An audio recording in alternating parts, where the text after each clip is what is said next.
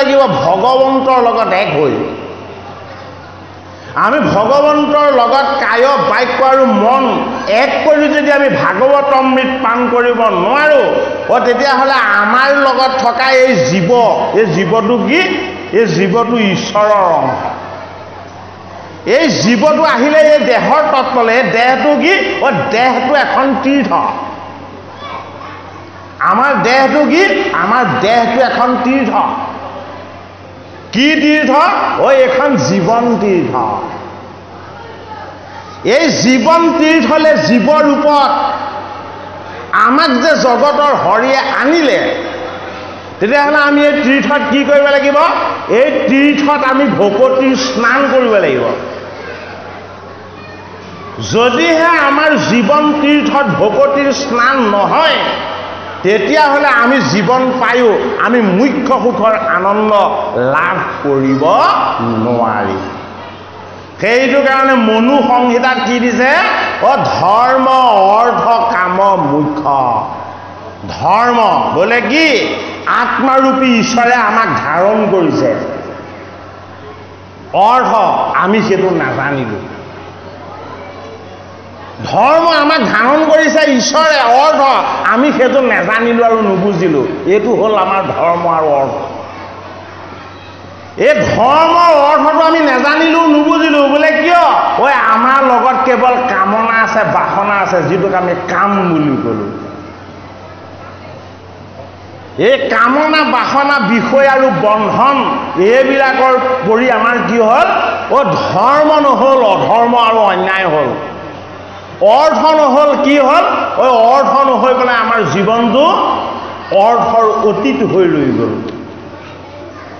আৰু কামবিলাক কি হ'ল কামবিলাক আমাৰ ঈশ্বৰ বিমুখ হৈ গ'ল ধৰ্ম যদি নষ্ট হয় অৰ্থ যদি ক্ষতি হয় কামনাবিলাক যদি বাসনাবিলাক যদি কৰ্মময় ঈশ্বৰ তত্ত্বৰ ফালে ধাৱমান নহয় মায়া আৰু মোহৰ ভ্ৰান্তিৰ ফালে ধাৱমান হয় তেতিয়াহ'লে জীৱবিলাক বন্ধনত পৰি থাকিব এই জীৱ উদ্ধাৰ নহ'ব জীৱৰ মুখ্য লাভ নহ'ব এই জীৱনৰূপী তীৰ্থটো হ'ল আনন্দৰ তীৰ্থ আনন্দৰ তীৰ্থৰ নাম হ'ল কুল ভাগৱতৰ পঞ্চম স্কন্ধত আমাক ইতিমধ্যে পদে কৈ গৈছে কাৰ কথা পুলহ ঋষিৰ তীৰ্থৰ কথা এই পুলহ ঋষিৰ তীৰ্থত ঋষভৰ জ্যেষ্ঠ তনয় ভৰতে জীৱনৰ মুখ্য সাধনৰ কাৰণে তাক তীৰ্থ কৰিবলৈ গৈছিলে এয়া আমাৰ জীৱন তীৰ্থ এই পুলহৰূপী এই দেহৰূপী আনন্দময় তীৰ্থত আমি মুখ্য সাধনৰ কাৰণে আহিছিলোঁ এই জীৱন তীৰ্থলৈ কিন্তু আমাৰ এই মুখ্য সাধনৰ পথত বাধা আহি গ'ল বাধা কি এই ভাগৱতৰ পঞ্চম স্কন্ধৰ পদে আমাক দেখুৱালে বোলে কি ঋষভ তনয় জড় ভৰতে জড় ভৰত নহয় ভৰত পাছতহে জড় হৈছে ঋষভ তনয় ভৰতে মুখ্য সাধন কৰিম বুলি পুলহ ঋষিৰ আশ্ৰমলৈ গৈছিলে পুলহ ঋষিৰ আশ্ৰমত গছৰ পকা ফল সৰা পাত আদি খাই ব্ৰত আদি পালন কৰি জীৱন ঠিকেই কটাইছিলে মাজে মাজে ভগৱানৰ নাম গুণো লৈছিলে কিন্তু কি হৈ গ'ল তেওঁ বেদৰ শাস্ত্ৰৰ অধ্যয়নৰ পৰা এটা কথা গম পাইছিলে বোলে কি জীৱই যদি মুখ্য লাভ কৰিবলৈ হয় তেতিয়াহ'লে প্ৰণৱ মন্ত্ৰ জপ কৰিব লাগে প্ৰণৱ মন্ত্ৰটো কি ওম ম প্ৰণৱ মন্ত্ৰ জপ কৰিলে মুখ্য সাধন নহয় ভাগৱতে সিদ্ধান্ত দিলে প্ৰণৱ মানে কি প্ৰণৱ মানে হ'ল ওম ম মানে কি সত ৰজ তম তিনি গুণ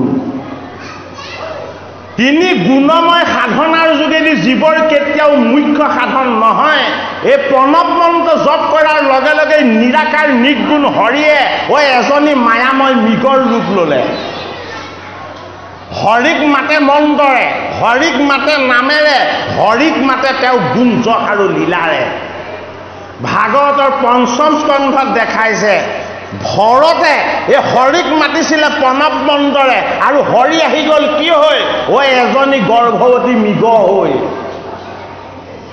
এই মৃগৰ ওপৰত হৰি আহিলে আৰু জাপ মাৰি দিলে সিংহৰ ভয়ত ক'ত নদীত যেতিয়া জাপ মাৰি দিলে এটা পোৱালি জন্ম হ'ল আৰু মৃগজনী নদীত উঠি গুচি গ'ল এয়া বিষ্ণুৰ মায়া এয়া হৰিৰ মায়া এই হৰিৰ মায়াৰূপী মৃগ হৈ আমি এই জগতলৈ আহিছোঁ এই মৃগৰ পোৱালীৰূপী আমাৰ পুত্ৰ পৰিবাৰ আৰু ভাৰ্যা এইবিলাকৰ মোহতে আমি বন্দী হৈ আছোঁ ভাগৱত শাস্ত্ৰই আমাক সেই শুদ্ধ তত্ত্বৰ কথা আমাক জনাইছে কি বুলি জনাইছে পুলৰ ঋষিৰ আশ্ৰমলৈ আহিছিলে ভৰতে নিজৰ জীৱনৰ মুখ্য সুখৰ আনন্দ লাভ কৰিবৰ কাৰণে কিন্তু তাৰ ওলোটাটো হ'ল কি হ'ল মৃগ শাবকত মোহিত হ'ল এই মৃগ শাবকেই হ'ল আমাৰ বাস্তৱ জীৱনত কি আমাৰ পুত্ৰ কন্যা পৰিবাৰ আৰু এই সংসাৰখন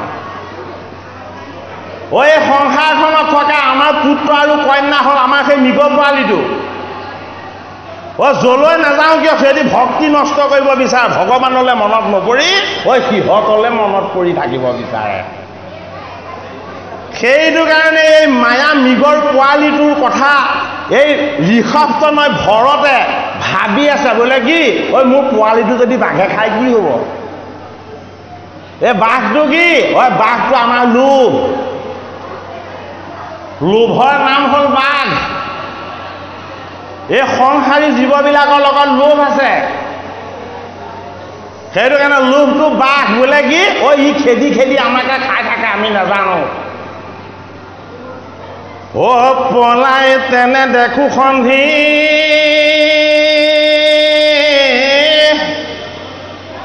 দিনে দিনে দৃঢ়বন্দী ভৈলে মন্দে মনে ৰজুগুটি তোৱা হৰি লাগু মোৰ মায়া পাশে চুৰ অশংকৰে কৰয়কা গতি শংকৰে কিয় কাকতি কৰিছে এই লোভমোহ দুহুবিয়াগ এই সততে নচাৰে লাগ ৰাখো ৰাখো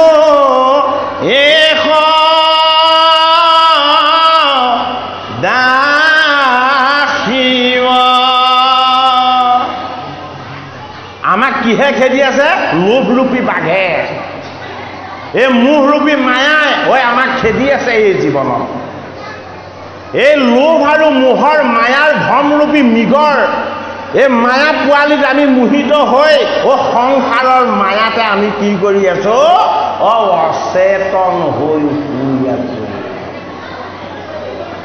ভাগৱতৰ পঞ্চম স্কন্ধ ভৰতৰ পুলৰ ঋষিৰ আশ্ৰমত গৈ মুখ্য সাধনৰ কথা আমাক জনাইছে কিয় জনাইছে আমিও মুখ্যকামী জীৱ এই জগতলৈ আহিছিলোঁ সংসাৰলৈ আহিছিলোঁ আমি হৰি সুখৰ আনন্দৰ যোগেদি এই জীৱনৰ জড় বন্ধনৰ পৰা আমি মুক্ত হৈ ঈশ্বৰ সুখৰ আনন্দত আমি যাতে এক হৈ যাব পাৰোঁ সেই উদ্দেশ্যতে জগতৰ হৰিয়ে আমাক এই পৃথিৱীলৈ আনিছিলে এই ব্ৰহ্মাণ্ডলৈ আনিছিলে এটা কি হ'ল এই ভৰতে গৈ যোগময় সাধনা ত্যাগ কৰিলে এই মৃগ পোৱালিটোৰ কথা ভাবি থাকিবলৈ ল'লে মৃগ পোৱালিটো কেনেবাকৈ বাঘে খাইছে নেকি সেই কথা চিন্তা কৰিবলৈ ল'লে আমাক এতিয়া সেই কথা পদে জনাইছে কুকুৰে চিগালে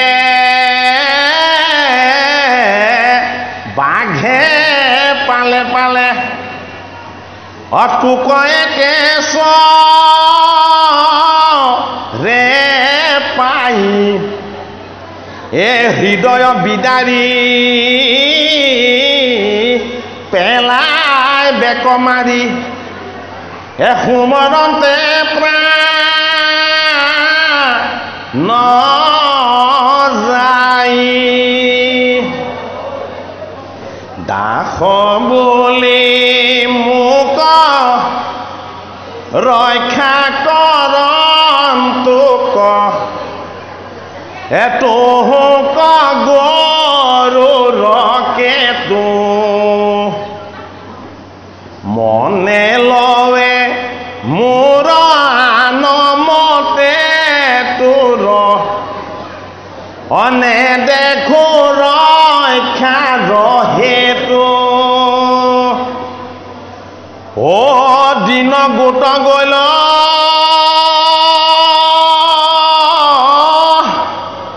রাত্রি আসি ভইল এ অস্ত্রাগত ভইল সূর্য এ তথাপি তুতুক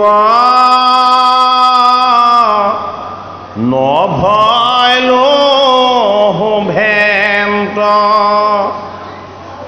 মুক তেজি গলি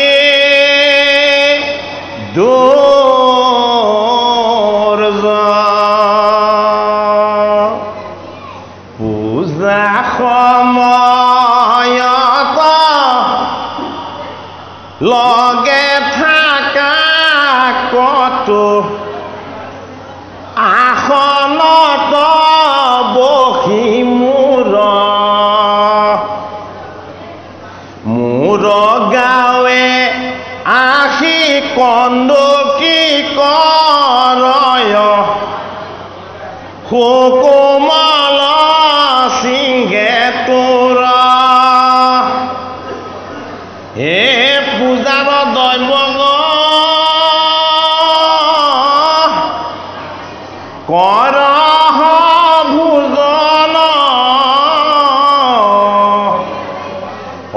ধ্যান এৰি থাকো চাই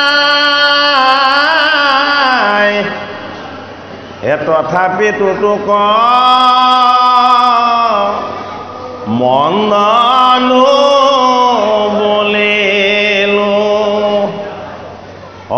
তথাপি গইল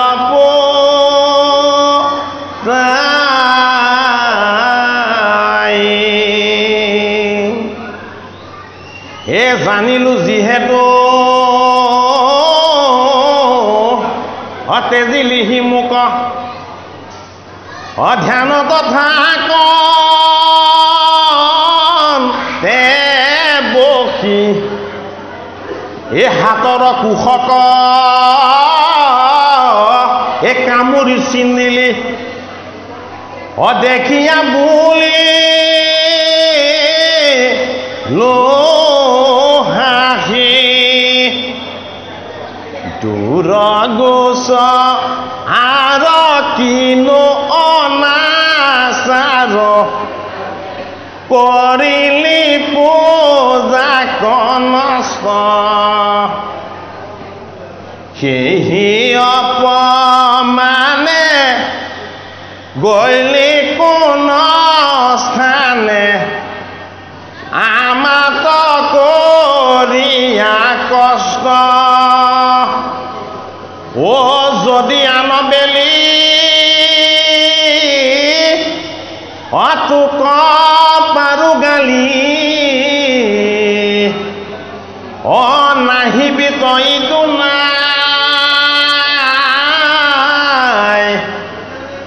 এহি বুলি ৰাজ বিচাৰি ফুৰন্তে দেখিলন্ত খোজ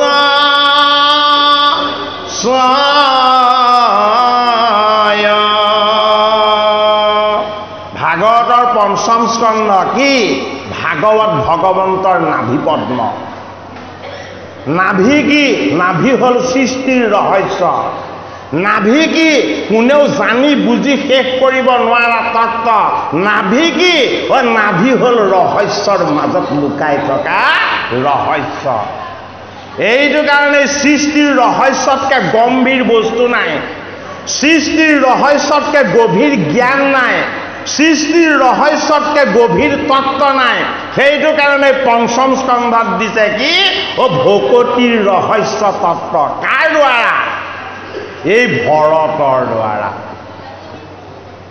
ঈশ্বৰ কৃষ্ণৰ শুনেও মহা পুৰুষ লক্ষণ সাৰ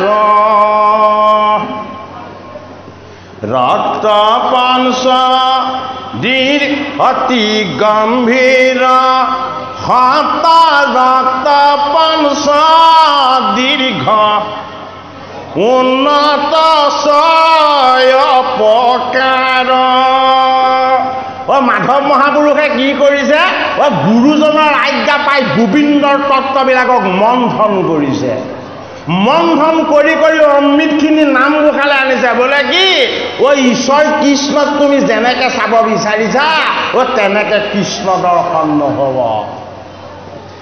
ঈশ্বৰ কৃষ্ণৰ তত্ত্ব কি ঈশ্বৰৰ পৰম তত্ত্ব পৰমাৰ্থ সেইটো কাৰণে কি ঈশ্বৰ কৃষ্ণৰ পুৰুষ লক্ষণ কেইটা 21টা এই 21টা ঈশ্বৰ কৃষ্ণৰ পুৰুষ লক্ষণ বিষ্ণু অৱতাৰত পৰশুৰাম ভগৱানে নজনাৰ কাৰণে 21 বাৰ হাতত কুঠাৰ লৈ এই পৃথিৱীখন ভ্ৰমণ কৰি থাকিব লগা হৈছিলে এইটো কাৰণে ঈশ্বৰ কৃষ্ণৰ 21টা পুৰুষ লক্ষণ মাধৱ মহাপুৰুষে আমাক নামঘোষা শাস্ত্ৰত আনি দিছে বোলে কি ঈশ্বৰ কৃষ্ণৰ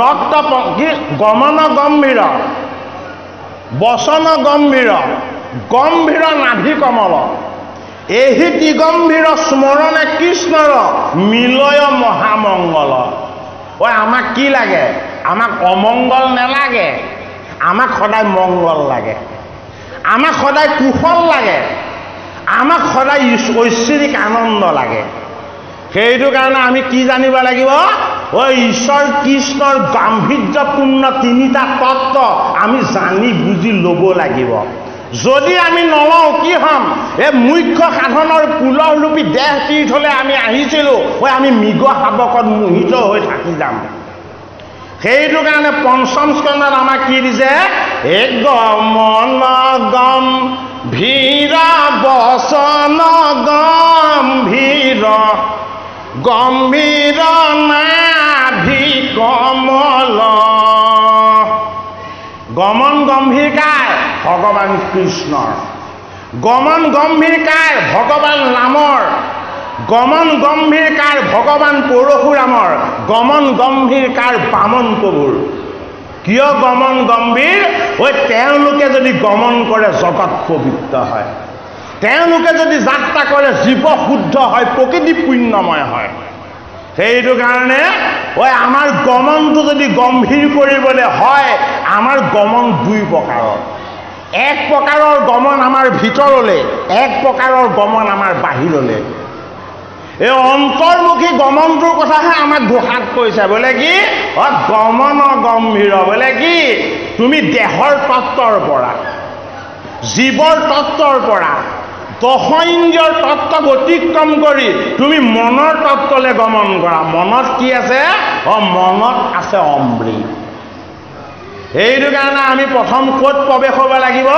আমাৰ মনটোক আমি ঈশ্বৰৰ লগত এক কৰিব লাগিব মনটোক যদি ভাৱটোক যদি আমি ঈশ্বৰৰ ওচৰলৈ নিব নোৱাৰোঁ দেহেৰে গৈ নামঘৰ আহি পালেও আমাৰ একো লাভ নহ'ব আমি প্ৰথম গুৰুৰ আসনৰ ফালে দৃষ্টিৰে চোৱাৰ আগতে আমি ঘৰতে মনেৰে দৰ্শন পাব লাগিব ইয়াৰ পাছতহে আমি চক্ষুৰে দৰ্শন হ'ব মনৰ ভাৱ আৰু ভাক্তিৰ স্নান কৰোঁতেই আমাৰ হৃদয় উঠলি উঠিব লাগিব বোলে কি ভগৱন্তৰ গুণ যশ শ্ৰৱণ কীৰ্তন হ'ব ভকতৰ সংগত ভগৱন্তৰ আনন্দ লাভ হ'ব গমন গম্ভীৰ এই ভাৱবিলাকত এই চিন্তাবিলাকত আমাৰ কায় বাক্য আৰু মনলৈ কি আহিব পুণ্য আহিব সেইটো কাৰণে আমাৰ মনটোক আমি ঈশ্বৰমুখী কৰিবলৈ আমি যত্ন কৰিব লাগিব এই যত্নটোৰ নাম হ'ল কি গমন গম্ভীৰ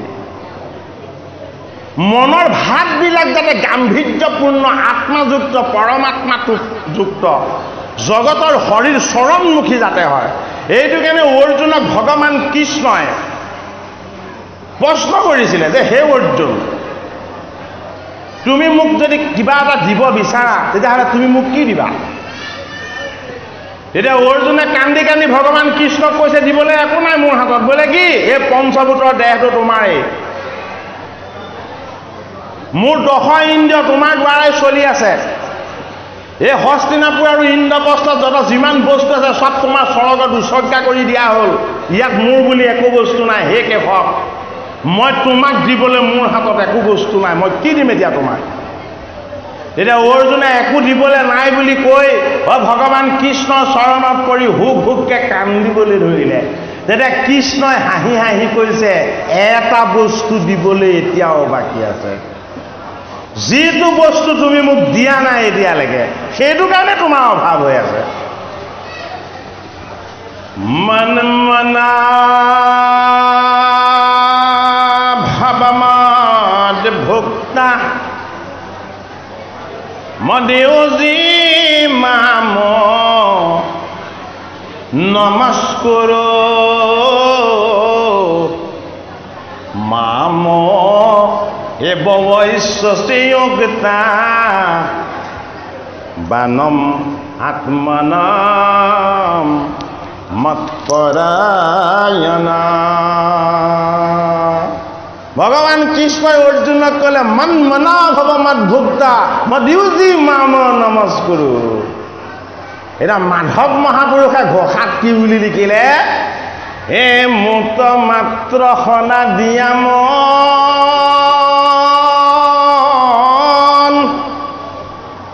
মোৰ ভক্ত হোৱা সৰ্বক্ষণ। এ মোক পূজা মাত্ৰ মোকে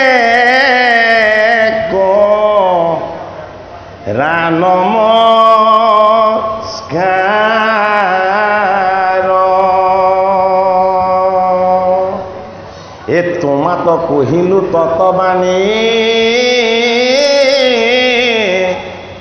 এ পাইবা সুখে মোক মহামানী। অত্ৰুমি প্ৰিয়তা ক্ৰোহেদ সঘিয়া মাৰ। এ তুমি প্ৰিয়তা ক্ৰোহেদ সঘিয়া মাৰ। এই ভৰত পুলৰ ঋষিৰ আশ্ৰমলৈ গ'ল। মনটো কাক দিলে? মনটো মৃগ পোৱালিটোক দিলে। এই মনটো মৃগ পোৱালিটোক দিয়াৰ কাৰণে এই মৃগৰূপী মায়াবিলাকে ভৰতক মেৰিয়াই মেৰিয়াই ধৰিলে। সেইটো কাৰণে ভৰতৰ কি হ'ল? মৃত্যুৰ সময়তো সেই পোৱালিটোলৈকে মনত পৰি থাকিলে। যেতিয়া ভৰতৰ অন্তিমত মৃত্যু হ'ল, তাৰ পাছৰ জন্মত এইজন ভৰত ঋষভৰ তনয় এটি মৃগ হৈ জন্ম ল'ব লগা হ'ল। ভাগৱতৰ ৫ম স্কন্ধত জীৱৰ সদ্গতি বোলে কি? তুমি নৰতনু পালা, তাৰ পাছত যাতে তুমি নিম্ন জনিলে নোযোৱা। এই জীৱশ্ৰেষ্ঠ নৰ হৈ তুমি যেতিয়া জন্ম পাইছা, তুমি তাৰ পাছত আকৌ পশুৰ জন্ম যাতে ল'ব নালাগে, তাৰ কাৰণে তুমি সাৱধান হোৱা। বোলে কি? এই ৫ম স্কন্ধত এই ঋষভতনয় ভৰতৰ উপাখ্যান দি তুমি এবাৰ শ্ৰৱণ কীৰ্তন কৰি এই তোমাৰ জীৱনটোক তুমি শুধৰাই লোৱা। সেইটো কাৰণে আমাৰ কি হ'ব লাগিব? গমন গম্ভীৰ হ'ব লাগিব। গমন, এই মনৰ ভাৱ চিন্তন আৰু বোধ কাক দিব লাগিব? এই ভগৱানক দিব লাগিব। ভগৱানক যদি আমি মনটো দিওঁ, ভাৱবিলাক দিওঁ, চিন্তনবিলাক দিওঁ, বাক্যত কোন আছে? বাক্যৰ শক্তি হ'ল ভগৱান কৃষ্ণৰ শক্তি। সেইটো কাৰণে বাক্য গম্ভীৰ হ'ব, তৰাং নহ'ব, চঞ্চল নহ'ব। ভগৱান কৃষ্ণই যদি বাক্য ৰাখে কি হয়? মেঘৰ গৰ্জন হয়। ভগৱান ৰামচন্দ্ৰই যদি বাক্য ৰাখিছিল কি হৈছিলে? ভূত প্ৰেত ৰাক্ষস পিশাচবিলাক 10 দিশলৈ পলাই ফৰিং চিটিকা দিছিলে। বোলে কিয়? ঈশ্বৰৰ বাক্যত অমৃত আছে, গাম্ভীৰ্যতা আছে, জগতৰ হৰিৰ দিব্য প্ৰকাশ আছে আৰু ভগৱানৰ শক্তি আৰু সামৰ্থ্য আছে। এইটো কাৰণে প্ৰথম আমাৰ গমনৰূপী চিন্তন ভাৱ এইটোক আমি শুদ্ধ কৰি দ্বিতীয়তে আমি আমাৰ বাক্যখিনি শুদ্ধ কৰি ল'ব লাগিব। গমন গম্ভীৰ, বচন গম্ভীৰ। এফালে চিন্তা ইফালে বচন, এই দুটা বস্তু যদি শুদ্ধ আৰু সংস্কাৰযুক্ত হয় তেতিয়াহ'লে কি হ'ব? আমাৰ অৱস্থান তেতিয়া ঈশ্বৰৰ চৰণত হ'ব। ঈশ্বৰৰ চৰণ কি? ঈশ্বৰৰ চৰণ হ'ল পদ্ম, ঈশ্বৰৰ চৰণ হ'ল কমল, ঈশ্বৰৰ চৰণ হ'ল অৰুণ চৰণ, হয় নে নহয়? সেইটো কাৰণে কি বুলি কৈছে? গমন গম্ভীৰ, বচন গম্ভীৰ, গম্ভীৰ নাভি কমল। তুমি নাভিৰ পুত্ৰ হৈ, ভৰত হৈ, ঋষভ তনয় হৈ, নাভিৰ নাতি অৰ্থাৎ নাভিৰ পুত্ৰ হ'ল ঋষভ, এই ঋষভৰ পুত্ৰ হ'ল ভৰত। এই ভৰত ৰূপেৰে তুমি জীৱন পাই এই জীৱন তীৰ্থৰূপী পুলহ ঋষিৰ আশ্ৰমলৈ তুমি সাধনা কৰিবলৈ আহি মনটো যদি মায়াত লগাই থোৱা, মৃগত লগাই থোৱা, মনটো যদি তোমাৰ সংসাৰৰ ভাৱনাবিলাকত লগাই থোৱা তেতিয়াহ'লে তোমাৰ ভকতি নহ'ব। ভাগৱতৰ পঞ্চম স্কন্ধই আমাক দিব বিচাৰিছে ভকতিৰ সংস্কাৰ। বোলে কি? মৃগৰ জনমৰ পৰা তুমি মুক্ত হ'ব লাগিব। বোলে কি? তুমি মৃগটোক মনত পেলাইছিলা কিয়? আত্মাক নাজানি, পৰমাত্মাক নাজানি, পৰম তত্ত্বৰ পৰা তুমি বঞ্চিত হয়।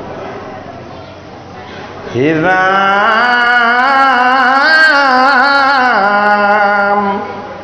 হে ঘেৰা পালো বুলি হে চাহন্তে নিহালি, হে আকুল যাত্ৰী হৃদয়, হে নকৰিবি দুখ ক্ষেম মূৰ দুখ, অদিওক দেখা তাই।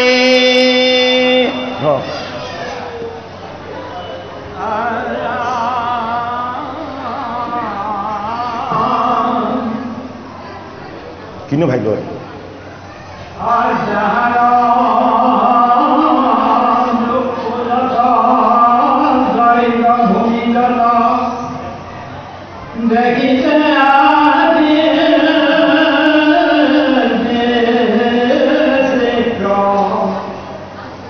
কৃষ্ণ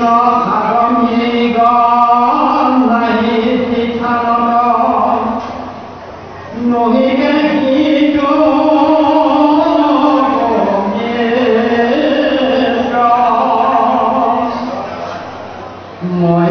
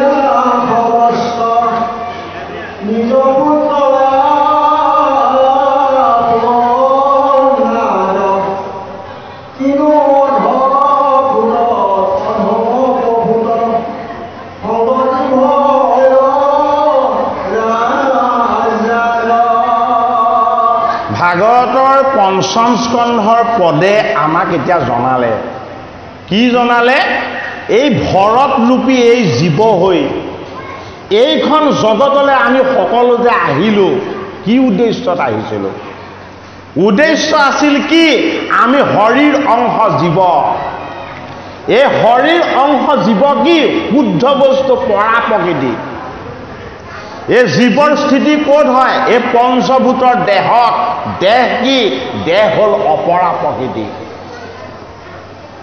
এই পঞ্চভূতৰ দেহ হ'ল পৰা প্ৰকৃতি এই দেহত আহি যোগ হৈছে বোলে কি ওই ঈশ্বৰৰ অংশ জীৱ এই জীৱ পৰা প্ৰকৃতি দেহ হ'ল অপৰা প্ৰকৃতি এই দুইটা প্ৰকৃতি লগ হৈ কি হৈছে এই জীৱৰূপী আমাৰ এই দেহ তত্ত্ব নিৰ্মাণ হৈছে জীৱাত্মা ৰূপত এই জীৱ আৰু দেহ এক হৈ জীৱৰ দেহ তত্ত্ব গঠিত হৈ এই দেহটো কি হৈছে ওই এখন তীৰ্থ হৈছে কি তীৰ্থ ওই এয়া হ'ল জীৱন তীৰ্থ এই জীৱন তীৰ্থত আনন্দ কৰিবলৈ আহিছিলে কোন পৰমাত্মা কৃষ্ণ আত্মা ৰূপত পৰমাত্মা কৃষ্ণ আত্মা ৰূপত এই জীৱন তীৰ্থলৈ আহিছিলে পৰমাত্মাৰ আনন্দ প্ৰকাশ কৰিবৰ কাৰণে ওই আমি কি কৰিলোঁ ওই ব্ৰহ্মাদেৱে জন্মসূত্ৰে আমাক দি পঠিয়াইছিল পঞ্চপৰ্বা অবিদ্যা ভাগৱতৰ তৃতীয় স্কন্ধত সৃষ্টিৰ ৰহস্যত এই পঞ্চপৰ্বা অবিদ্যাৰ কথা আমাক দিছে এই পঞ্চপৰ্বা অবিদ্যাই আমাক কি কৰে আমাক অজ্ঞানলৈ নিয়ে এইটো কাৰণে পঞ্চপৰ্বা অবিদ্যা কি আছিলে তম মোহ মহামোহ তামিস্য আৰু অন্ধতামিস্য এই পাঁচটা হ'ল অবিদ্যা এই অবিদ্যা কাৰ হাতত আছে এই অবিদ্যা আছে ভগৱান কৃষ্ণৰ হাতত কি হৈ অসি হৈ এপাত তৰোৱাল হৈ সেইটো কাৰণে ভগৱান কৃষ্ণৰ তৰোৱাল নামৰ অস্ত্ৰপাত কোনেও দেখা নাপায় বোলে কি এই অবিদ্যা নামৰ অস্ত্ৰপাত ভগৱান কৃষ্ণই সদায় লুকুৱাই ৰাখে ঢাকি ৰাখে এইটো কাৰণে বিদ্যা হ'ল ভগৱান কৃষ্ণৰ বেদ, অজ্ঞান আৰু অবিদ্যা হ'ল ভগৱান কৃষ্ণৰ বেদৰ পৰা আঁতৰ কৰা, ঈশ্বৰ তত্ত্বৰ পৰা আঁতৰ হৈ যোৱা মায়া মোহ আৰু ভ্ৰম। এই মায়া মোহ আৰু ভ্ৰমৰ তত্ত্বৰ পৰা এই পঞ্চভূতৰ দেহ তত্ত্বলৈ অহা এই নৰৰূপী শুদ্ধ জীৱসকল যাতে উদ্ধাৰ হ'ব পাৰে, ভাগৱতৰ পঞ্চম স্কন্ধৰ পদে আমাক সেইটো কাৰণে জনালে। কি বুলি? আমি দেহ তীৰ্থলৈ আহিছিলোঁ। দেহ তীৰ্থ মানে পুলহ তীৰ্থ। পুলহ নামৰ এজন ঋষি আছিল। এই পুলহ ঋষি ব্ৰহ্মাৰ দেহৰ পৰা নিৰ্মাণ হৈছিল। এইটো কাৰণে পুলহৰ তীৰ্থত কি কৰা যায়? জীৱনৰ তপময় সাধনা কৰা যায়। এই তপময় সাধনা কৰি ভৰতে জীৱনৰ জড়তাৰ পৰা মুক্ত হৈ আনন্দময় কৃষ্ণত এক হৈ যাবলৈ বিচাৰিছিলে, কিন্তু বাধা আহি গ'ল। বাধা কি? এই বাধা হ'ল মৃগ পোৱালিটো। এইটো কাৰণে আমাৰ মায়াৰূপী মৃগৰ ভ্ৰমৰ পৰা আমি যাতে মুক্ত হৈ মিছা মায়া, মিছা লোভ, মিছা মোহ, মিছা ৰাগ, মিছা দেশ, মিছা অহংকাৰ, এই ভ্ৰমবিলাকক যাতে আমি অতিক্ৰম কৰি আমি যাতে ভগৱতমুখী হ'ব পাৰোঁ, আমি যাতে ঈশ্বৰমুখী হ'ব পাৰোঁ, আমি যাতে ভগৱান কৃষ্ণৰ চৰণমুখী হ'ব পাৰোঁ। ভাগৱত শাস্ত্ৰৰ পঞ্চম স্কন্ধই আমাক সেই আনন্দময় ঈশ্বৰ জ্ঞান দান কৰিব বিচাৰিছে। এতিয়া পদে ক'লে কি বুলি? এই মৃগ পোৱালিটোৰ মুখত পৰি ভৰতে কান্দিছে হুক হুককে। ঐ আমি কেতিয়া কান্দো? ল'ৰাটোৰ টান অসুখ হ'লে, ছোৱালীজনীৰ টান অসুখ হ'লে। ইভাগে ভাগৱত গীতা গাই ফুৰিছোঁ, আমি আনন্দকে প্ৰকাশ কৰি আছোঁ। সতী সন্তানৰ যদি অসুখ আহে আমাৰ চকুলে কি আহে? বিষাদৰ চকু পানী আহে। জীৱৰ লগত অজ্ঞান আৰু অবিদ্যাৰ বিষাদ, দুখ, কষ্ট আৰু যান্ত্ৰণা এইবিলাক থাকিবই।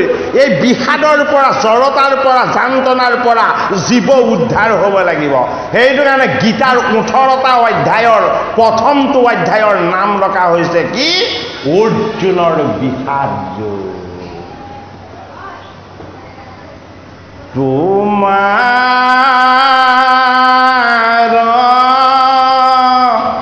মায়ায়ে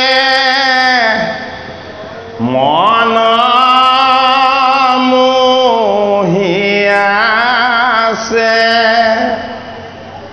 হৰি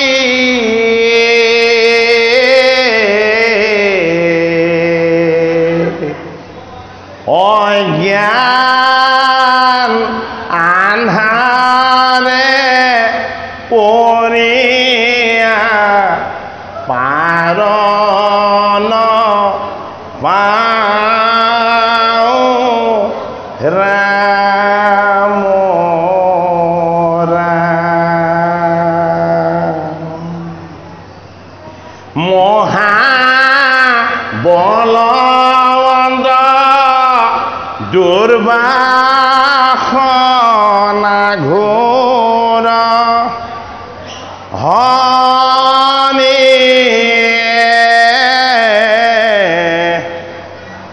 আমাৰ মনক তেজিয়া দূৰন যাই ৰাম ৰাম।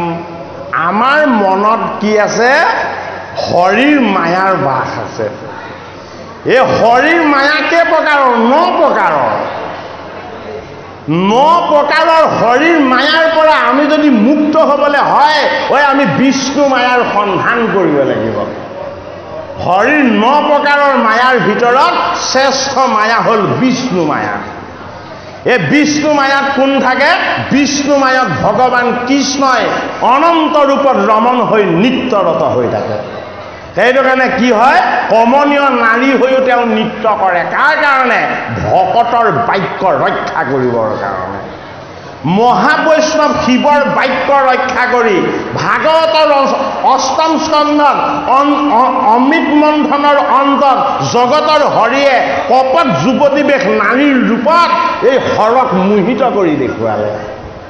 এইটো কাৰণে হৰিৰ মায়াই আমাক মোহিত কৰে, কিন্তু আমাক সংসাৰৰ মায়াই যাতে মোহিত কৰিব নোৱাৰে।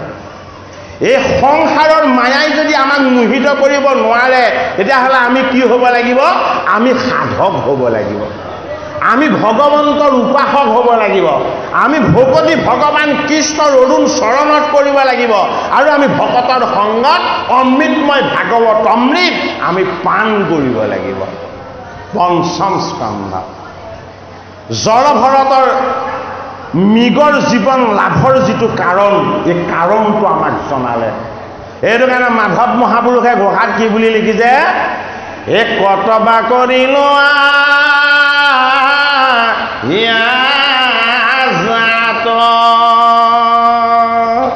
ঐ আমি কিমান বাৰ অহা যোৱা কৰিছোঁ আমাৰ হিচাপত সেইটো নাই আমি সেইটো হিচাপ কৰিব নেজানো ঋষভৰ তনয় 3 বাৰ অহা যোৱা কৰিলে এই জগতলৈ ঐ আমি কিমান কোটি কোটি বাৰ লাখ লাখ বাৰ এই জগতলৈ আহিছোঁ তাৰ সীমা সংখ্যা নাই কিমান কীট পতংগ হৈ পশু নৰৰ যোনিলৈ আমি অহাৰ আগতে কিমান লক্ষ যোনি আমি জীৱন বাগৰিছোঁ ও তাৰ সীমা সংখ্যা নাই এইবাৰ যে আমি নৰৰ জীৱন পালোঁ এইবাৰ যে আমি মানৱ জীৱন পালোঁ এই মানৱ জীৱনক আমি সামফল কৰিব লাগিব মানৱ জীৱনক সামফল কৰাৰ উপায়টো কি দিছে এই ৰামচৰণ শৰণ লৈলো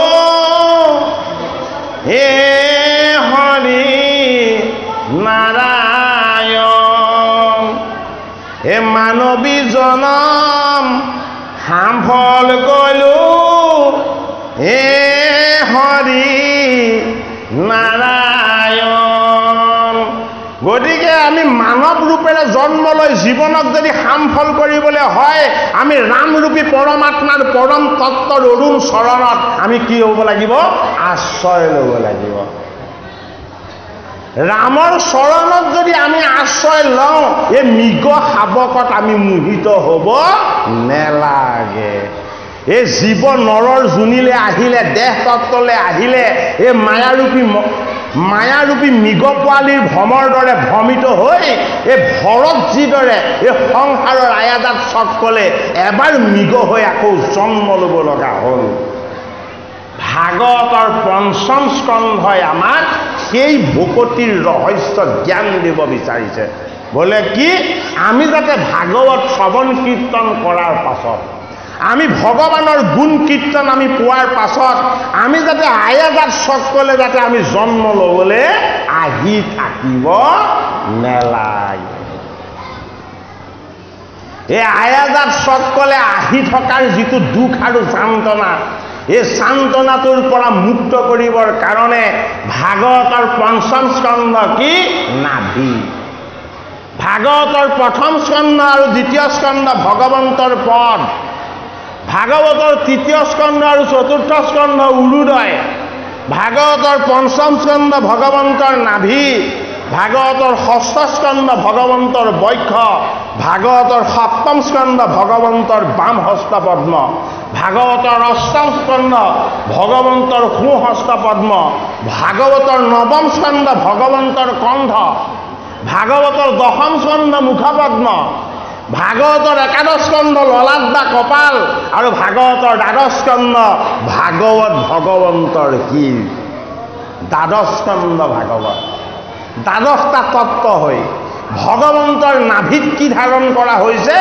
এই জীৱই যাতে জন্ম লৈ জড় বন্ধনৰ পৰা জীৱ উদ্ধাৰ হৈ পুলহৰূপী আনন্দময় দেহ তীৰ্থৰ পৰা পৰমাত্মাৰূপী পৰম তত্ত্বত যাতে এক হৈ যাব পাৰে ভাগৱতৰ পঞ্চম স্কন্ধত ঐ ইয়াৰ পাছত কি হ'ব এই জড় ভৰত হৈ ব্ৰাহ্মণৰ গৃহত এই মৃগ হৈ জন্ম লোৱা ভৰতে তৃতীয়বাৰ জন্ম ল'ব ও সেইবাৰ ভৰত কি হ'ব ভৰত নৰ হ'ব কিন্তু বিচাৰটো জড় হ'ব ঐ আমাৰ বিচাৰ কি আমাৰ বিচাৰ হ'ল মায়াময় আমাৰ বিচাৰ হ'ল মোহময় আমাৰ বিচাৰ হ'ল ভ্ৰমিত এই মায়াময় মোহময় ভ্ৰমিত বিচাৰবিলাকক ভকতিৰ সংস্কাৰৰ দ্বাৰা কি কৰিব লাগিব জড় কৰিব লাগিব এইটো কাৰণে পঞ্চম স্কন্ধত এতিয়া জন্ম হ'ব কাৰ জড় ভৰতৰ ও জড় মানে কি জড় মানে জড়তা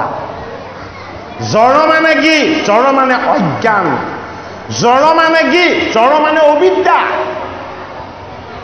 এই জড়তা অজ্ঞান আৰু অবিদ্যাৰ পৰা জীৱক মুক্ত কৰিবৰ কাৰণে এইবাৰ জড় ভৰত ৰূপত এই মৃগৰ জন্ম শেষ কৰি এই ঋষভ তনয়ে জন্ম ল'লে ক'ত? ব্ৰাহ্মণৰ গৃহত। তেওঁ ঈশ্বৰ ৰূপ হৈ গ'ল, আত্মাৰূপ হৈ গ'ল, পৰম তত্ত্বৰূপ হৈ গ'ল, কপিল ৰূপ হৈ গ'ল। কি কৰিলে? ৰঘুগণ নামৰ সৌবীৰ দেশৰ এজন ৰজা আছিল। সৌবীৰ দেশৰ ৰজা, নামটো ৰঘুগণ। এই ৰঘুগণ তত্ত্ব অৰ্থত কি? ৰঘুগণ মানে ৰৈ থকা। ৰঘুগণ কলৈ ৰৈ থাকে? জন্ম হলে মৃত্যুলৈ ৰৈ থাকে। জন্ম হলে মৃত্যুলৈ যি ৰৈ থাকে সেয়া ৰঘুগণ। সেইটো কাৰণে ৰজাজন কি দেশৰ? সৌবীৰ দেশৰ। সৌবীৰ মানে কি? সৌবীৰ মানে দেহৰ সৌষ্ঠত থকা, ৰূপ ৰস আৰু গন্ধ থকা এই দেহৰ তত্ত্বৰ কথা কৈছে। এই সৌবীৰ ৰূপী দেহৰ ৰাজ্যলৈ অহা ৰজা কোন? ৰজা হ'ল ৰঘুগণ। এই ৰঘুগণ হ'ল আমাৰ জীৱ।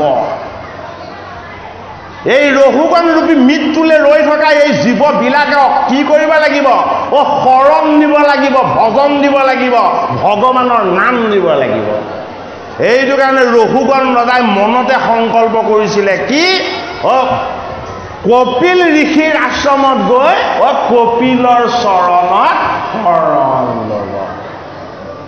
ভাগৱতৰ ৫ম স্কন্ধত মৃগ শাৱকত মোহিত নহৈ ভগৱানৰ ভকতিৰ তত্ত্বত যাতে আমি ৰমণ হ'ব পাৰোঁ, আমি যাতে নৰতনু লাভ কৰাৰ পাছত আমি যাতে নিম্ন যোনি আমি পশু পক্ষী কীট পতংগ হৈ আমি যাতে জন্ম ল'ব নালাগে, তাৰ ভকতিৰ সংস্কাৰ আমাক ভাগৱতৰ ৫ম স্কন্ধত দিছে।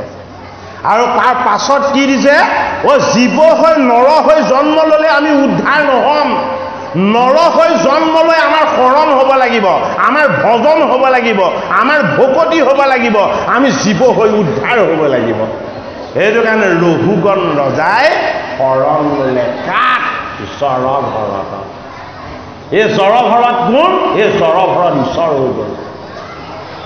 কেনেকৈ ঈশ্বৰ হৈ গ'ল তাৰ প্ৰমাণ ভাগৱতৰ ৫ম স্কন্ধৰ পদত আমাক দিব। পুনৰ আকৌ এতিয়া পাঠ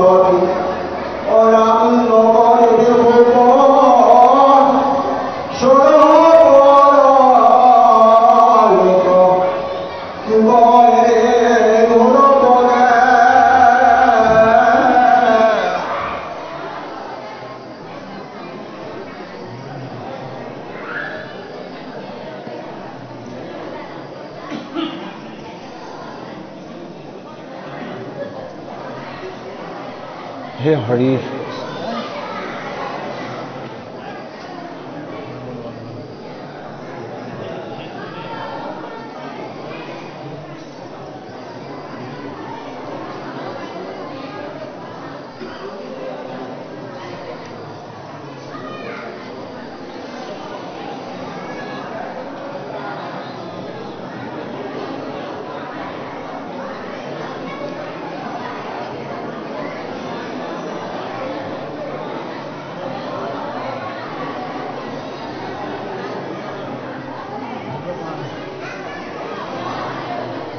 কোনখিনি পাইছে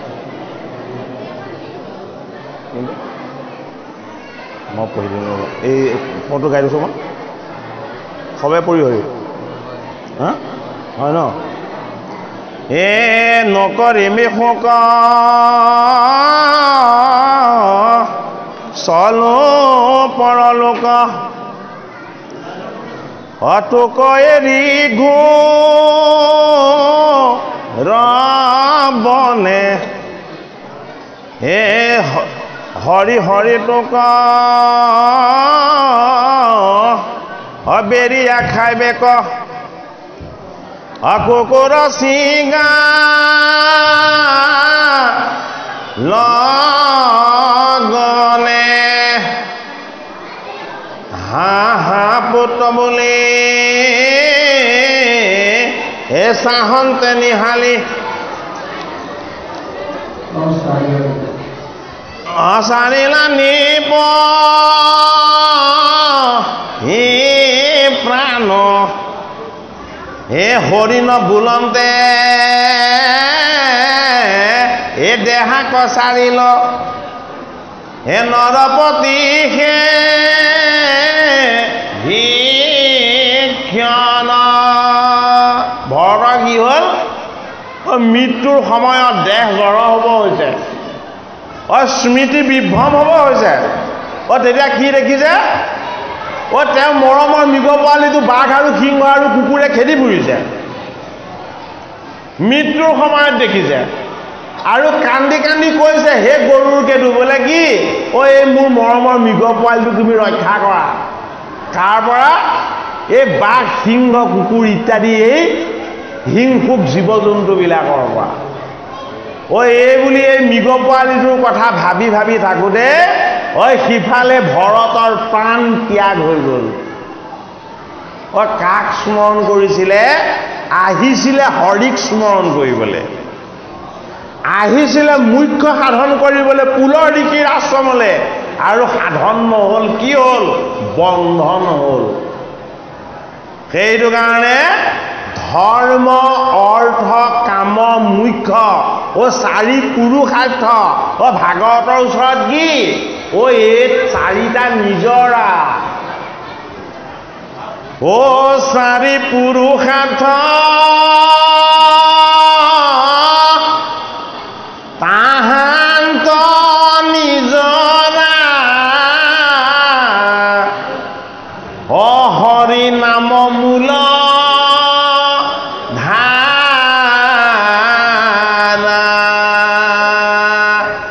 ধৰ্ম অৰ্থ কাম আৰু মুখ্য জীৱন নদীৰ কি এইবিলাক একোটা সুতি নিজৰা এই জীৱন ৰূপীৰ প্ৰবাহিনী গংগা মূল সুতি বোলে কি এই ভগৱন্তৰ নাম ভগৱন্তৰ গুণ ভগৱন্তৰ যশ ভগৱন্তৰ লীলা এই ভগৱন্তৰ ভাগৱত স্বৰূপ অমৃতময় ঈশ্বৰ কথা এয়া কি এয়া হ'ল মূল সুতি এই মূল সুতিলে যদি কেনেবাকে জীৱ এই ঈশ্বৰৰ চৰণমুখী যাত্ৰাৰ ফালে যদি কেনেবাকে আহে তেতিয়াহ'লে ভৰত কাৰ পুত্ৰ আছিলে ঋষভৰ পুত্ৰ আছিলে ঋষভ মানে শ্ৰেষ্ঠজন ঋষভৰ কেনেকৈ জন্ম হৈছিলে নাভিৰ পুত্ৰ নাছিলে অপুত্ৰক আছিলে ভাগৱতৰ পঞ্চম স্কন্ধৰ আৰম্ভণিত সেইখিনি কথা দিছে আমাক আৰু কি হ'ল পুত্ৰ নোহোৱাৰ কাৰণে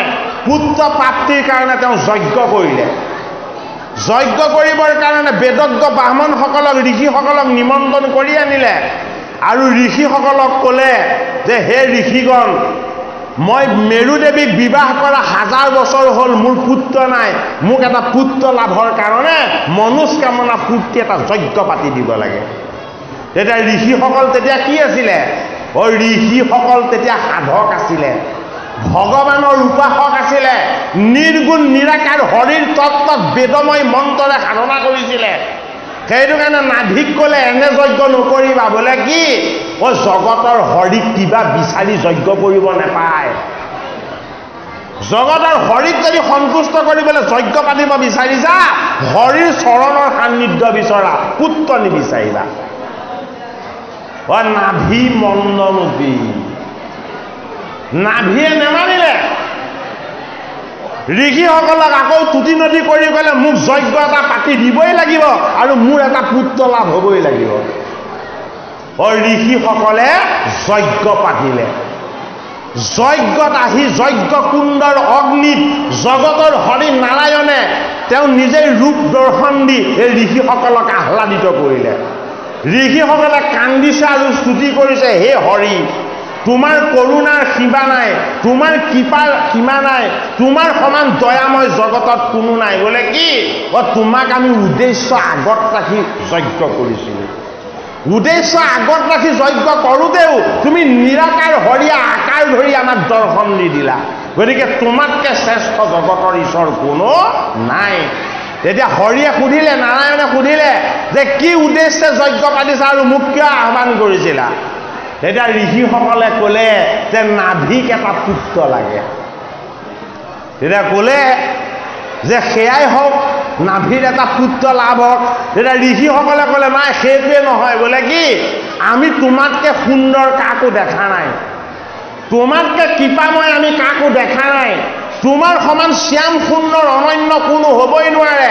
হে জগতৰ হৰি, নাভিৰ পুত্ৰ হ'ব কিন্তু তোমাৰ নিচিনা হ'ব লাগিব। নাভিৰ পুত্ৰ লাভ হ'ব কিন্তু তোমাৰ নিচিনা হ'ব লাগিব। তেতিয়া জগতৰ হৰিয়ে ক'লে মোৰ নিচিনা মই, এই মোতকৈ বেলেগ কোনো নাই। তেতিয়া কি হ'ল? নাভিৰ গৃহত জগতৰ হৰি ঋষভ ৰূপেৰে অৱতাৰ ল'লে। এই যে পুত্ৰ কামনা কৰি যে ভকতি কৰিছিল, এই ভকতিৰ জড়তাৰ বন্ধন এই ভৰতৰ লগত সঞ্চিত হৈ জীৱৰ লগত থাকি গ'ল। সেইটো কাৰণে কি হ'ল? মৃগ শাৱকত মোহিত হ'ল। কিয়? নাভিয়ে উদ্দেশ্যৰ লক্ষ্য আগত ৰাখি ঈশ্বৰ সেৱা কৰিছিল, সেই বন্ধন তেওঁ নাতিৰ লগত থাকি গ'ল। গতিকে আমি ঈশ্বৰক উপাসনা কৰি আমি ভগৱন্তৰ পৰা আমি স্বাৰ্থপৰ হৈ একো বিচাৰিব নালাগিব। আমাক লাগিব ভগৱন্তৰ চৰণ, ভগৱন্তৰ সান্নিধ্য আৰু ভগৱন্তৰ নাম। এয়া বস্তু পোৱাৰ পাছত জীৱৰ পাবলৈ একো বাকী নাথাকে। ৰহস্য ভকতি, এই ৰহস্য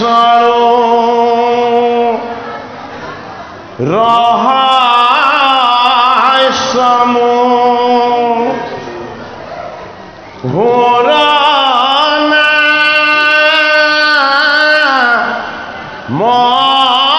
কৰ্ম এই ইহাকে কহয় মহা ভাগৱত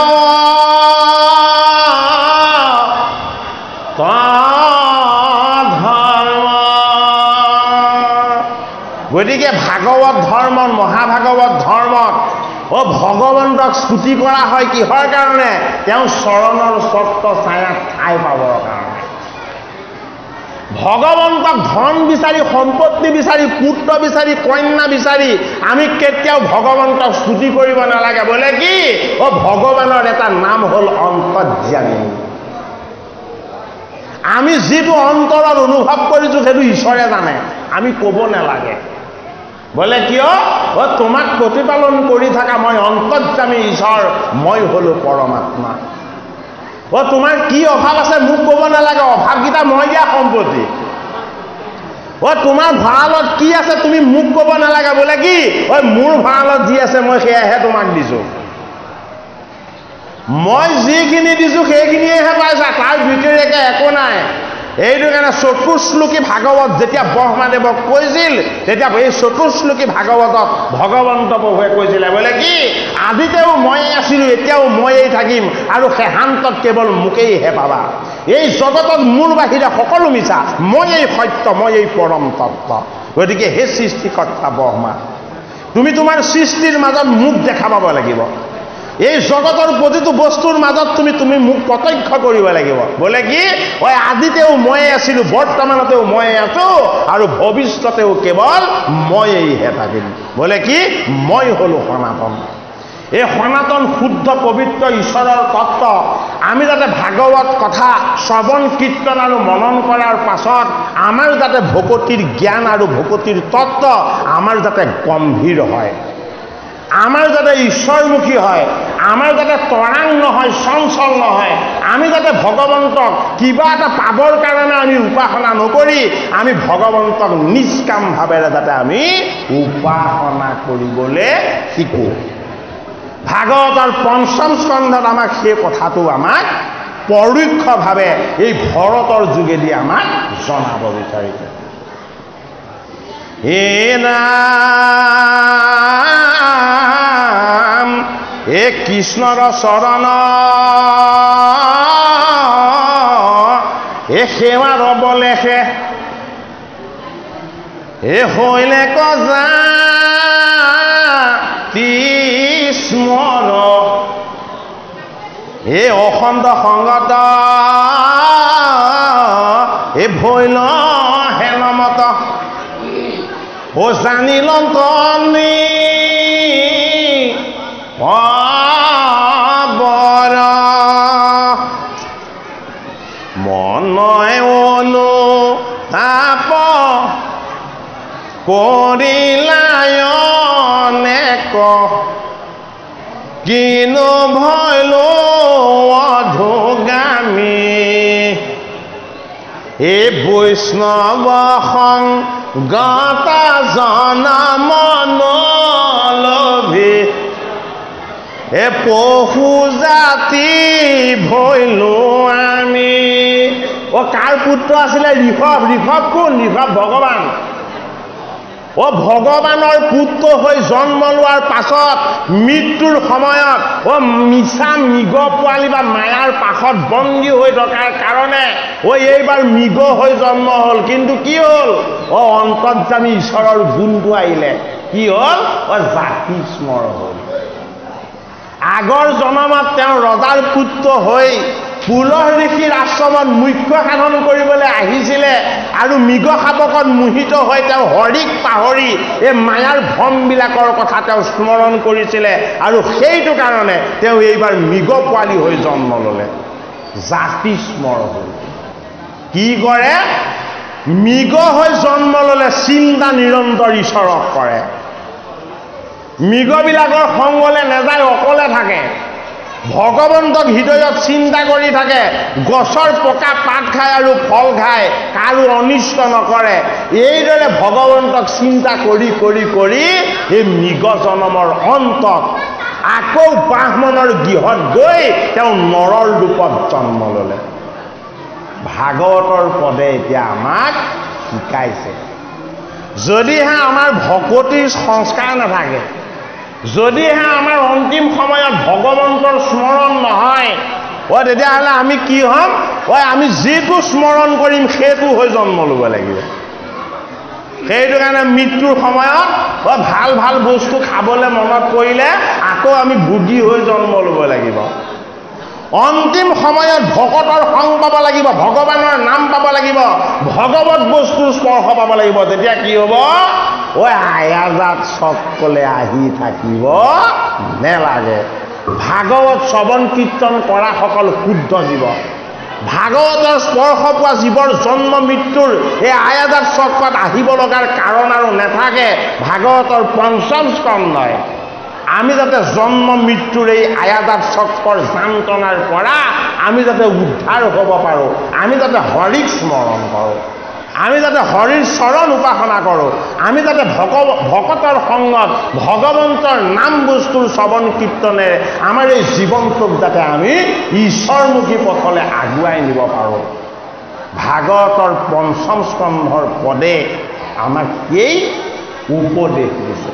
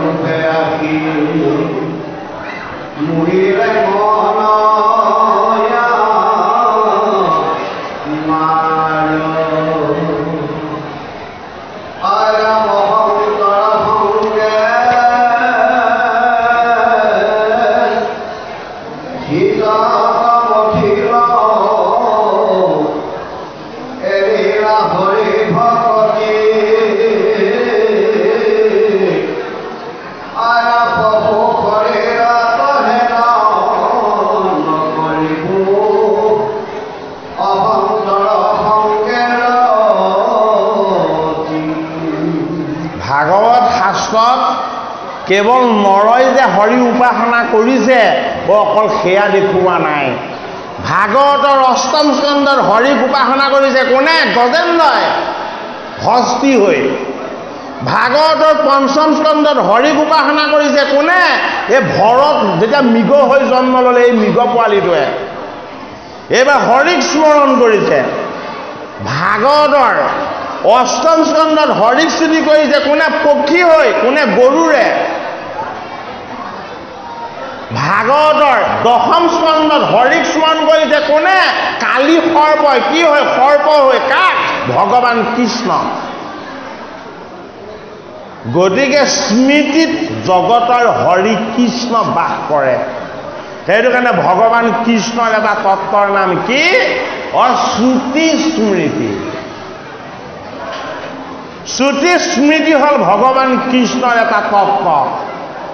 সেইটো কাৰণে আমি আমাৰ ভকতিৰ সংস্কাৰৰ দ্বাৰা আমি কীট পতংগ হৈ জন্ম ল'লেও আমি সেই জন্মতো আমি হৰিক স্মৰণ কৰিব পাৰোঁ, আমি হৰিক উপাসনা কৰিব পাৰোঁ। সেইটো কাৰণে জগতৰ হৰি দৈৱকী নন্দন কৃষ্ণই ভাগৱতৰ তৃতীয় স্কন্ধত যেতিয়া কপিল ৰূপেৰে অৱতাৰ লৈছিলে তেতিয়া মাতৃ দেৱাহুতিক উপদেশ দিছিলে। কি বুলি দিছিলে? এই জগতৰ প্ৰাণীবিলাকৰ মাজত মুখ দেখা পাব লাগিব। হে মাতৃ, হে মোৰ মাতৃ দেৱাহুতি, তুমি যদি মই কপিল স্বৰূপ পুত্ৰৰ তুমি যদি স্পৰ্শ ঈশ্বৰৰ পাইছা, এই জগতৰ জীৱবিলাকৰ মাজত তুমি মুখ দেখা পাব লাগিব। বোলে কিয়? তোমাৰ হৃদয়ত জীৱৰ প্ৰতি প্ৰেম, জীৱৰ প্ৰতি দয়া, জীৱৰ প্ৰতি কৰোণা এই ভাৱ যদি নাথাকে তেতিয়াহ'লে তোমাৰ পুত্ৰ কপিলক তুমি ঈশ্বৰ ৰূপত নেপাবা। বোলে কিয়? জীৱৰ প্ৰতি অহিংসা আৰু প্ৰেম এয়া মোৰ ধৰ্ম। গতিকে আমি অকল আমাৰ পুত্ৰ পৰিবাৰ, আমাৰ ইষ্ট কুটুম্ব এইসকলক ভাল পালেই নহ'ব। বৃন্দাবনত জগতৰ হৰি দৈৱকী নন্দন কৃষ্ণ যেতিয়া অৱতাৰ লৈছিলে বৃন্দাবনৰ ৩ তৰু লতিকা পশু পক্ষী মৃগ আৰু যমুনা সকলোৱে কৃষ্ণক উপাসনা কৰিছিলে। গতিকে ৩ তৰু লতিকা জীৱ আমি কাকো কেতিয়াও হিংসা কৰিব নেলাগে। এইটো কাৰণে জীৱবিলাক ঈশ্বৰৰ অংশ, ভাগৱত শাস্ত্ৰই কৈছে, জড়ভৰতৰ তত্ত্বই কৈছে, তুমি যিটো মৃগৰ মাংস ভক্ষণ কৰিছিলা সেইটো মৃগ হৈ জড়ভৰত জন্ম লৈছিলে। গতিকে আমি জীৱ হিংসাৰ ধৰ্ম কেতিয়াও গ্ৰহণ কৰিব নেলাগে। সমস্ত জীৱ আত্মা ৰূপত দৈৱকী নন্দন কৃষ্ণ বিৰাজমান হৈ আছে। এইবাৰ ব্ৰাহ্মণৰ গৃহত এই ভৰত যেতিয়া জন্ম ল'ব, ব্ৰাহ্মণৰ সন্তান হৈ ৰঘুগণ ৰজাৰ দোলা যেতিয়া তেওঁ কান্ধত ধাৰণ কৰিব আৰু তেতিয়া তেওঁ ৰাস্তাৰে খোজকাঢ়ি যাওঁতে থমকি ৰৈ দিয়ে। বোলে কিয়? কীট পতংগ দেখিলে তেওঁ গুচকি নিদিয়ে। বোলে কিয়? জড়ভৰত আত্মাৰূপ, কীট পতংগৰ মাজত আত্মাৰূপী কৃষ্ণক দৰ্শন পায়। সেইটো কাৰণে আত্মদৰ্শন, ঈশ্বৰ দৰ্শন, ভগৱত দৰ্শন, দৈৱকী নন্দন কৃষ্ণ দৰ্শন কেনেকে হ'ব লাগিব? বৃন্দাবনৰ গোপীৰ যিদৰে হৈছিলে তেনেকে হ'ব লাগিব। হে ৰাম কৃষ্ণ নহিকে মানুষ ইহা দুই পৰম পুৰুষ। এই পৰম পুৰুষ কি? এই পৰম পুৰুষ হ'ল আত্মা। কাৰ? সকলো জীৱৰ। আমি জীৱ হিংসা কৰাটো দূৰৰে কথা। আমি মানুহকে হিংসা কৰোঁ। লগৰজনৰ উন্নতি হ'লে আমি জ্বলি পুৰি মৰোঁ, হয়নে নহয়? মোৰ ল'ৰাটোৰ ৰিজাল্ট বেয়া হয়, বেলেগৰ ল'ৰাটোৰ ৰিজাল্ট ভাল হ'লে জ্বলি পুৰি মৰোঁ, হয়নে নহয়? এইবিলাক স্বভাৱে আমাক পাছৰ জনমত সৰ্ব কৰিব। সৰ্ববোধি নহয় জানো? জেদি নহয় জানো? সাপৰ পোৱালি কৰি জন্ম দিব, মৰিয়াই মৰিয়াই মাৰিব আমাক। আমি যদি সন্ত মহন্ত সাধুৰ গৃহত যদি আমি ঈশ্বৰক ভক্তি কৰিবৰ কাৰণে আমি ভগৱতমুখী জীৱন যদি আমি বাঞ্ছা কৰিবলৈ হয়, এই জনমত সমস্ত মানৱৰ মাজত আমি ঈশ্বৰক দৰ্শন পাব লাগিব। এই নৰকাই তোমাৰ প্ৰভু এওঁ নহয়। বোলে কি? আত্মাৰূপী এওঁৰ লগত তুমি ঈশ্বৰ আছা। এই বিচাৰ আমাক কোনে দিব? এই বিচাৰ আমাক ভাগৱত শাস্ত্ৰই দিব। সেইটো কাৰণে ভগৱান কৃষ্ণই কেতিয়া আঁঠু কাঢ়িছিলে আৰু ৰিংগা পাৰিছিলে? ভগৱান কৃষ্ণ দশম স্কন্ধত জন্ম হৈছে, শিশুলীলা কৰি দেখুৱাইছে, আৰু কেতিয়া আঁঠু কাঢ়িছে, কেতিয়া ৰিঙা পাৰিছে? যেতিয়া গৰ্গ ঋষিয়ে কৃষ্ণ আৰু ৰামৰ নামকৰণ কৰিলেহি। যেতিয়ালৈকে ৰাম আৰু কৃষ্ণৰ নামকৰণ কৰা নাই তেতিয়ালৈকে কৃষ্ণ আৰু বলৰামে আঁঠু কঢ়া নাই, ৰিংগা পৰা নাই, খোজ কঢ়া নাই। বোলে কিয়? মই চৈতন্য কৃষ্ণ। মই জড় দেহলে নৰৰ তত্ত্বলৈ যদিও গ'লো, মই সেইদিনাখন আঁঠু কাঢ়িম, সেইদিনাখন ৰিংগা পাৰিম, আৰু সেইদিনাখন মই চৈতন্য হৈ খোজ কাঢ়িম। বোলে কি?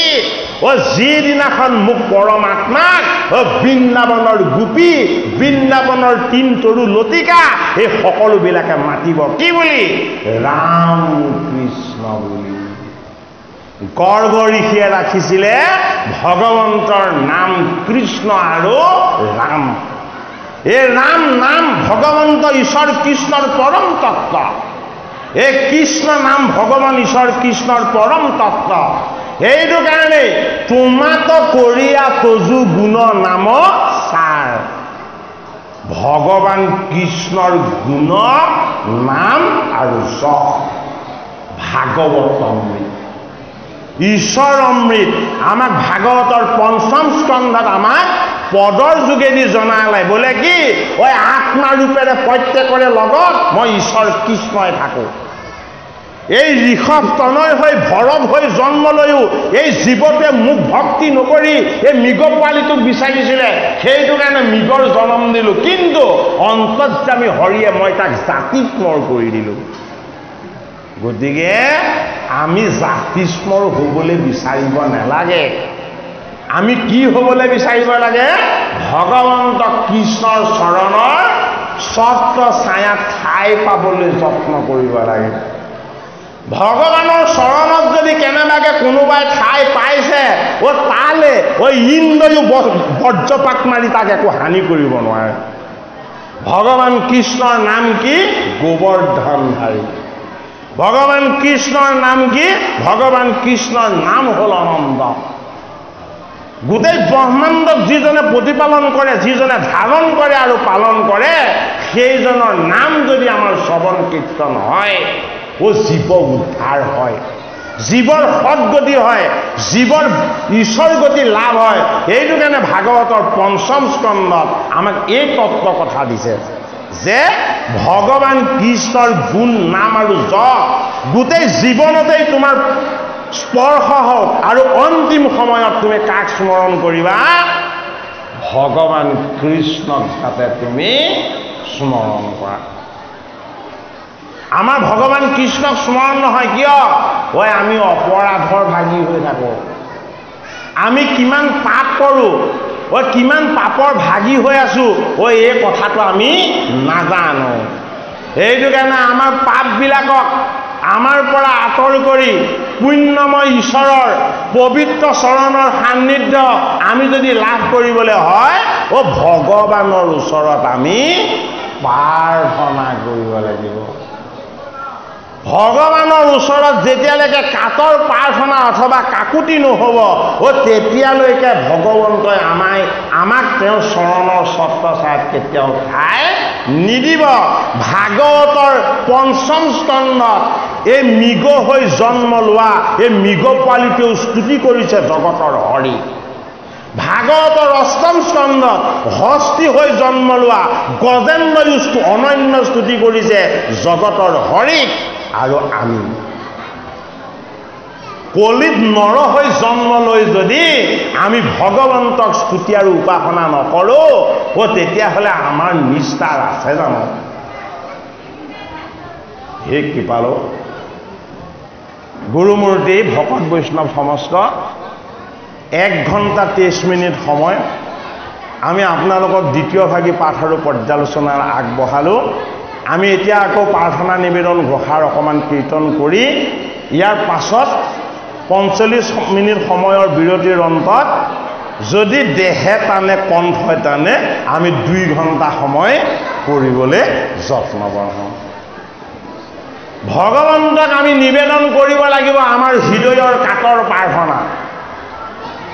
মাধৱ মহাপুৰুষে নাম ঘোষা শাস্ত্ৰত অন্তিমত দিছে, সেইটো কাৰণে কি? প্ৰাৰ্থনা নিবেদন। হে ৰাম ৰাম জয় বৰ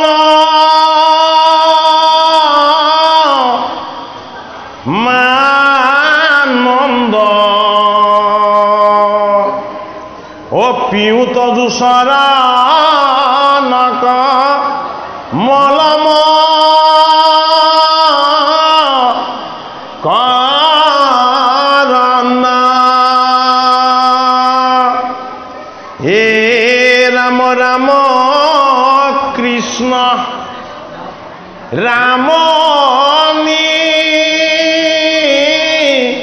ৰঞ্জন,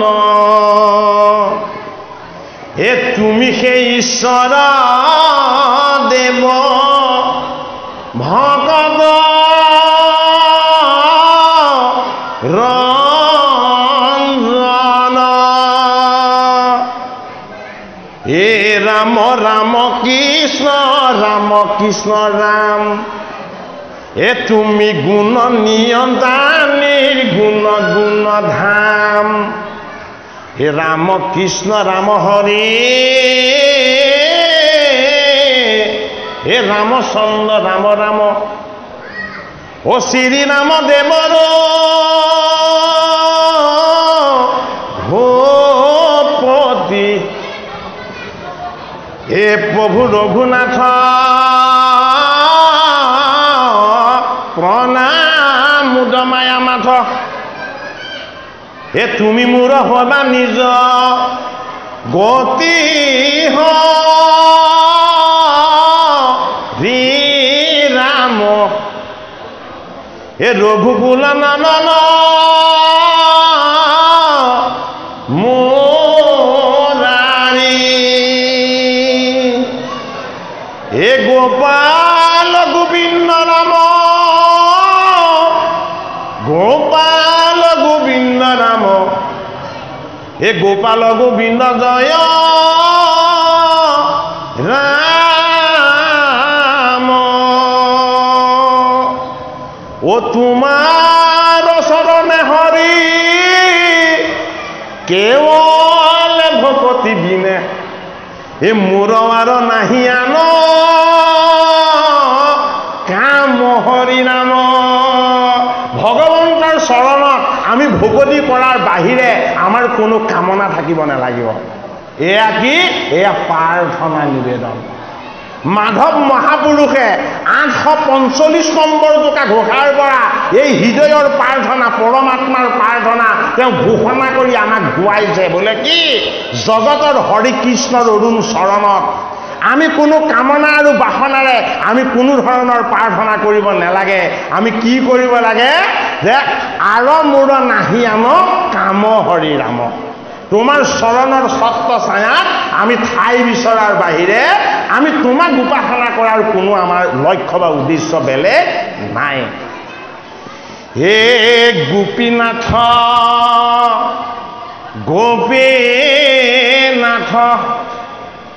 গোপীনাথ গোপীনাথ, হে গোপীনাথ গোপীনাথ হৰি, এ তোমাৰ অভয় দুই চৰণে শৰণ লৈলো, হে লৈ মোক নিজ দাস কৰি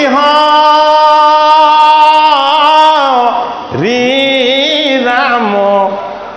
হে লৈ মোক নিজ দাস কৰি হৰি ৰাম। ভগৱান পৰমাত্মা, পৰমেশ্বৰ, পৰম তত্ত্ব। আমি জীৱ তেওঁৰ অংশ, পৰা প্ৰকৃতি। এই জীৱক যদি কেনেবাকৈ ভগৱন্ত প্ৰভুৱে তেওঁ চৰণৰ যদি কেনেবাকৈ দাস কৰি লয়, তেতিয়া কি হ'ব? 12জন বৈষ্ণৱক জগতৰ হৰিয়ে তেওঁ চৰণত স্থান দিছে। 12জন বৈষ্ণৱৰ মৃত্যু নাই। ভীষ্মৰ মহাপ্ৰয়াণে হৈছে, মৃত্যু হোৱা নাই। হয় নে নহয়?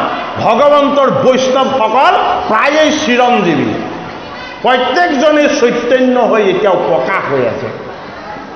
ভগৱন্তৰ 14জন পাৰিষদে বৈকুণ্ঠ ধামত ভগৱন্তৰ চৰণ উপাসনা আৰু তেওঁ চৰণ বন্দনাৰ বাহিৰে ভগৱন্তৰ পৰা একো ভিক্ষা নকৰে।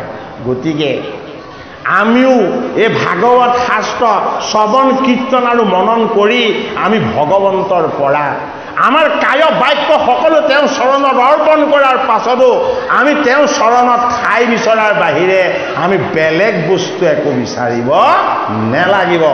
সেই জীৱই আৰু কেতিয়াও এই সংসাৰৰ আয়াজাত চক্ৰৰ জন্ম মৃত্যুৰ চক্ৰলৈ কেতিয়াও আহি থাকিব নালাগে। ভাগৱতৰ 5ম স্কন্ধত ভাগৱত ভগৱন্তই জীৱ উদ্ধাৰৰ যি পৰম ৰহস্য, এই ৰহস্য তত্ত্ব আমাক বেকত কৰিছে। হে কৃপালু গুৰুমূৰ্তি ভকত বৈষ্ণৱ আই শিশু সমস্ত আপোনাসৱৰ চৰণ সেৱা কৰি ভগৱন্তৰ চৰণত সত্য ছায়াত আমি যাতে ঠাই পাওঁ, আমি সেই উদ্দেশ্য লৈহে আজি আপোনাসৱৰ এই ভাগৱত অনুষ্ঠানলৈ আমি আহিছিলোঁ।